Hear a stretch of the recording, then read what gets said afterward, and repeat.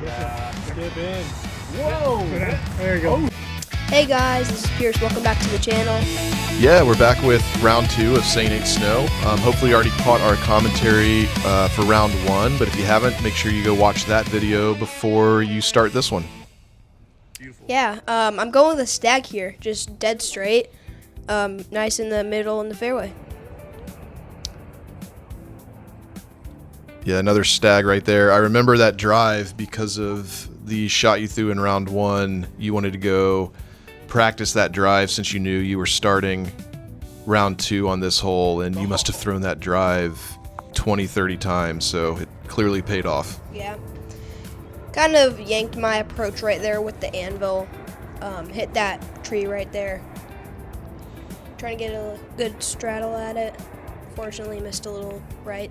Yeah, probably a little more room on a backhand approach there, but you were only a couple feet away from having that anvil parked. Not a bad start. Bogey turned that double bogey from round 1 into a bogey in round 2. Yeah, and it felt way better, for sure. I think that was a sword. Yeah, that looked like your sword. Pushed it a little too straight last time. Maybe cut that angle off a little bit too much during round 2, but you're still in decent position here. Yeah, I got pretty lucky. And this shot just going with the sword again, pushing it around. I thought that was really good. I pinched it a little bit, but when I got up there, it was nothing to worry about at all. Checking out the right side of the fairway this time. We were over on the left side of these bushes last time, and pretty good little upshot there. Little length left on that putt, but probably right at the edge, right inside circle 1. Yeah. Yeah, nice putt to start off the round, because that was probably like 25 feet. That one felt pretty good. Yeah, that was a great putt there. Very committed. And here we are on hole 23. Anvil. Yep, another anvil. Threw that one round 1 too. Better line this round though, but still kind of a similar position to where you were for your second shot in round 1. Yeah. I think I'm going with a sword again here. Just trying to squeeze it. I think I did a perfect job in this one. Yeah, that was a great shot. Grip locked the forehand anvil a little in round 1, and that just got you all the way up and around the corner where you could just throw a soft approach in with your, I think that was your agent. Yeah. Definitely turn it around. Double bogey to a par definitely feels way better. Yeah, that was just a little tap out par too. That was so far 2 holes that gave you a little trouble in round 1. You really took care of business in round 2. That was cool to see. Yeah, this one I tried to do the exact same thing I did last time, but I just early released it a little bit, and it got all the way through, so I wasn't too mad about that one. And I had this 45-foot putt back at the basket. Yeah, still had a good look at birdie on this one. Not quite as close as round 1, but certainly a makeable putt. Yeah. Just barely missed it, too. You're too short. Yeah, going to the sword here again. Just trying to push it a little flatter than I just did. Not a great shot. Yeah, the Laurel has unfortunately been a favorite spot of yours during these 2 rounds. So faced with a very similar shot out of it like you had during the first round. Yeah, definitely not happy about going back into the stuff again. I couldn't really decide which disc to throw here, so I just went with a trusty anvil, trying to pitch out. Yeah, nothing wrong with that decision at all. You got out of it. Hopefully you don't go back into it like you did first round. Yeah, I don't think I wanted to this round. Yeah, finally realized that the Laurel is not a fun place to be on hole 7, so that was good on you. Yeah, just yanked it a little bit. I think it got somewhere in there where I could actually have a putt. So yeah, not a terrible shot, pin high with the agent. Got yourself a nice little window there, and just kind of pull that putt a little bit to the right. Yeah, just yanked it a little bit to the right there. On this one, I saw some swarming bees behind me, and I had no idea, and I didn't want any part of being a part of that, so I just didn't really pay that much attention on that one. Yeah, bees are not fun to deal with. All right, sword again on hole 8. Get a little bit lucky over there on the right side, but you're down there past that big tree that you ran into in round 1. So again, going to be kind of a similar approach that you had on this hole in round 1. Yeah. I was just trying to do the same thing, except try to not early release it as much. And I think I did a pretty good job of that. Yeah, definitely saw you starting to click with that anvil during round 2. Really the back half of round 1, but great approach there. Yeah. Leaves you with maybe a 20-footer for your par. Fortunately missed a little high, and that cost me to go 30-ish feet. No, back. you're more like 40 feet past. You went from being about 15 feet away to almost outside of the circle. That was some pretty unfortunate action that disc took once it hit off the cage, but yeah.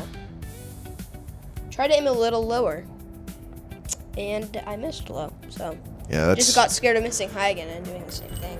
That's tough, going from almost a tap out par to a double bogey, and at this point, you're coming off of a triple and a double, taking an unfortunate tree kick right there. So we're early in the round, and things aren't going too great. What are you thinking right here? I was just thinking par on this hole and a couple other holes are a-okay. So just try to get a pars on a couple of the other holes and just try to build back to what my score was earlier in the round. Yeah, good par there. Nice little tap out. Moving on to hole 10. We didn't get to see much of this hole because I missed filming it during the first round. So this is kind of our first look at it, at least on this coverage. Yeah, I think I'm going stag. Yeah, I'm going stag here. Just flipped it a little too much. After I thought about it for a little bit, I was about to go bear, which would have been perfect with that exact same throw, but I felt like I had a little more of confidence with that stag. Yeah, you'd been throwing it well, just needed to put that one on a little bit more of a hyzer flip angle out of your arm. Still gave yourself a deep C1 putt to save par. Yeah, I wasn't feeling good after the last couple holes. Definitely not ideal to go +5 through the last 3. Yeah, and likely adding another bogey here. I remember you were pretty dejected.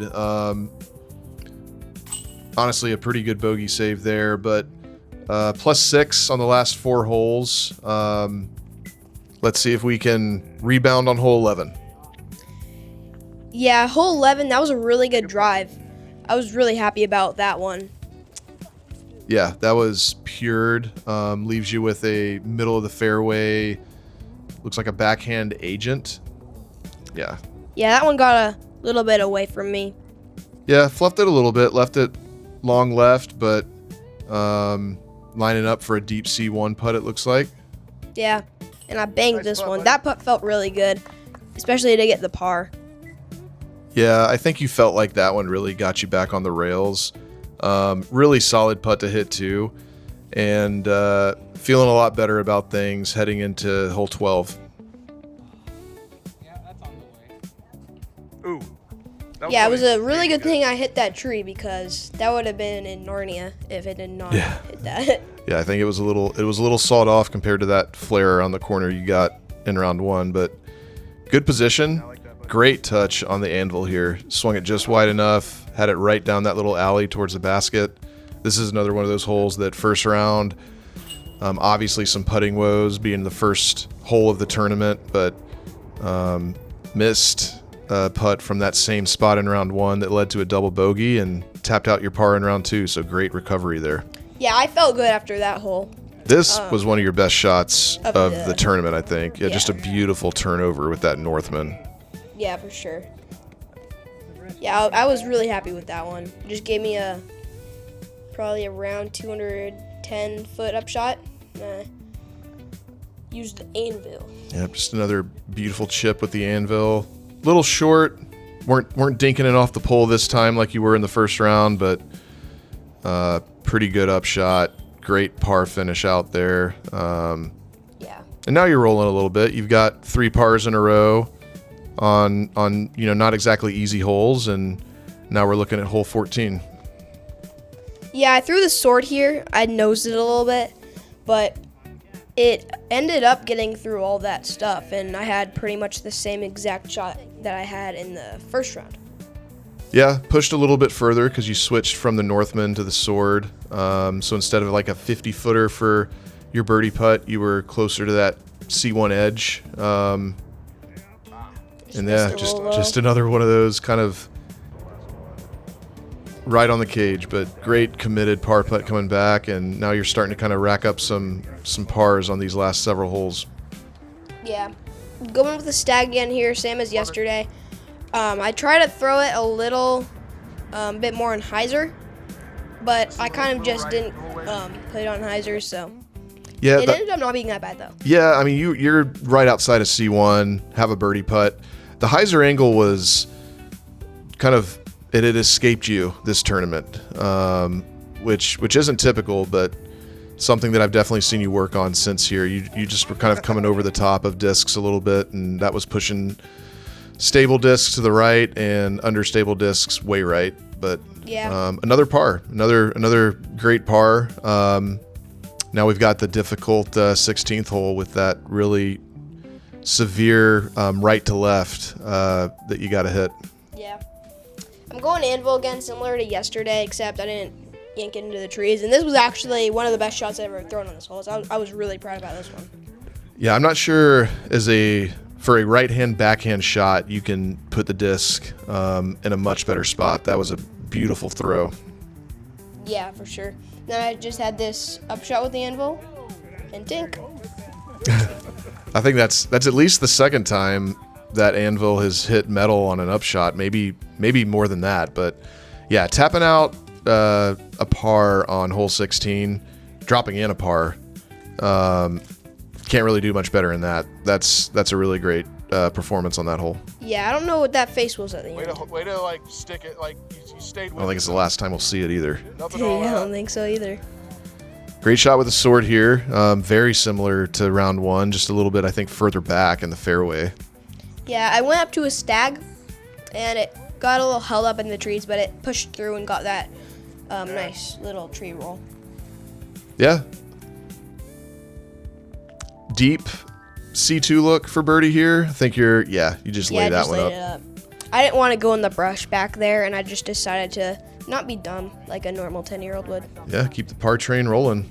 That's, I don't even know, 5 in a row, 6 in a row at this point? Yeah.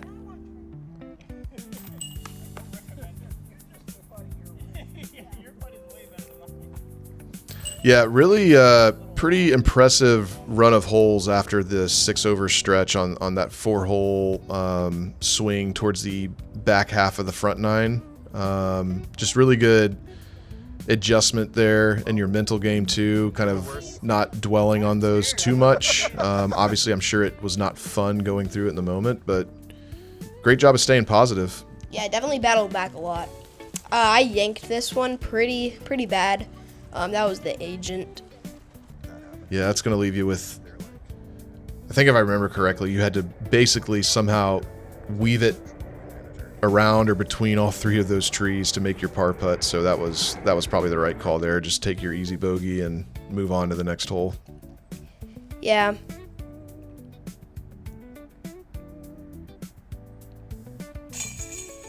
Yeah, good bogey from where it was on the first shot. Well, I guess I could have got a par, but being done with that hole after the second shot definitely felt a little good. Shot, dude. Yeah, really pretty shot there. That's your bear, right? Yeah.